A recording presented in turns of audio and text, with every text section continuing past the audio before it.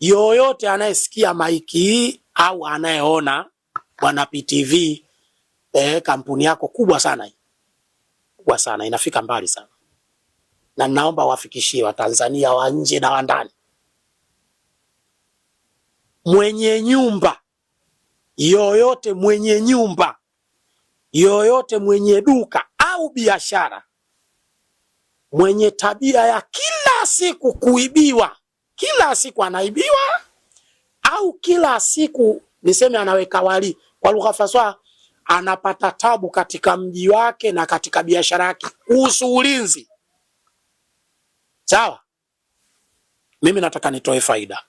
Kuna dua ipo inatumika, dua hiyo mashehe wakubwa yote wanayo, mashehe wengi wanayo, lakini hawawezi kuisema kwa sababu ni siri, na mimi si nitoisema sana, nitaisemea kidogo. Tuna dua ipo, ina dua hiyo ikisomwa, na kuna vitu vinapatikana katika dua hiyo.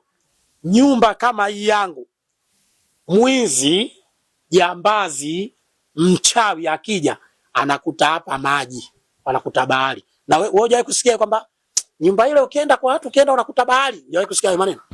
Basi sio dua tunayo.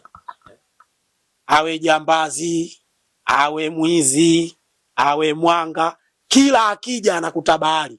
Niwatolee mfano. Katika Qur'ani kuna sura inaitwa Surati Nabai. Mashekhe wanaijua. Ndio inatumika sura hiyo.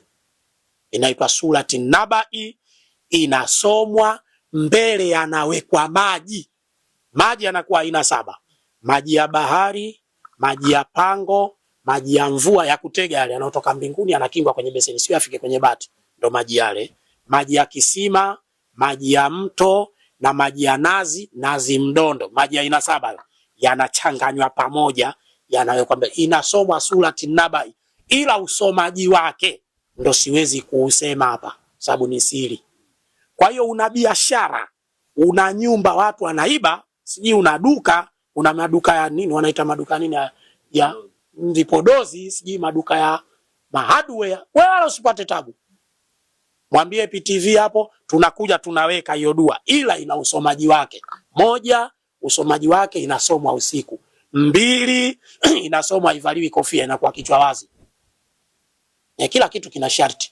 Wewe ukitaka kuoa si lazima bwana koti la babu, beho, si sharti zile. Hata kila kitu na hisi kina sharti. Gari zina sharti, serikali ina sharti, ushafahamu. Kwa hiyo hata katika dua kuna sharti.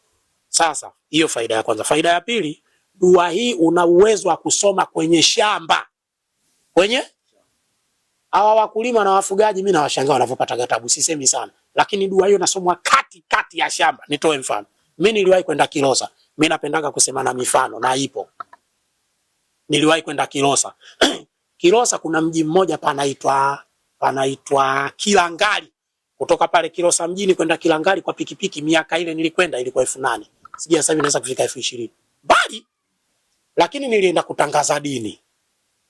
Hii Tanzania hii sijajua kama kuna sehemu sijafika kwa ajili ya kutangaza Mungu, lakini sijasoma, si shekhi, lakini hii alifu be mimi natangaza Mungu hivyo hivyo. Ushafahamu? Nilikwenda Kilosa, nikatoa faida ya dua. Wakasema shekhe, kuna shamba hapa lipo. Bwana hapa wakulu wanalima sana mpunga watu wa Kilosa. Wenyewe mashahidi wananisikia. Sawa? Na mimi niliwahi kupewa gunia 2 kule. Shehe, faida hii kwa jambo tunakushukuru Mungu, gunia 2. Na shekhe wa wilaya rafiki yangu mkubwa anaitwa Alhaji Nasoro Milambo. Naongea kwa mifano na mwenyewe yupo. Na ukipiga simu nakwambia kweli huyo mimi mwanangu. Nikifika nalala na kula na ananiambia leo ongea, nenda sehemu fulani kamtangaze Mungu. Nilifanya mengi sana mji ule. Mengi sana, anayajua Mungu mengi. Sawa? Hadhara nini kufanya dua, nishaenda sana. Nikamwambia hivi, bwana akanambia, umeona hili shamba eka 90 mpunga ukiwa tu wanaingia watu usiku. Yaani hao sasa wezi wanafanya dhulma haramu, wizi haramu. Sawa? Nikamwambia bwana, hili shamba tutege, lakini kwa mujibu wa dini tu, tusifanye mambo mengine. Tunafanyaje? Nikapita hiyo njia, kabalete sufuria, tafuta na ya maji, tukafanya. Iko kisomo kinasomwa usiku, inaweza kusomwa siku 5, inatizamika na ukubwa lile jambo. Kwa hiyo tunawaambia Waislamu na wasiokuwa Waislamu, wenye maduka, wenye majumba.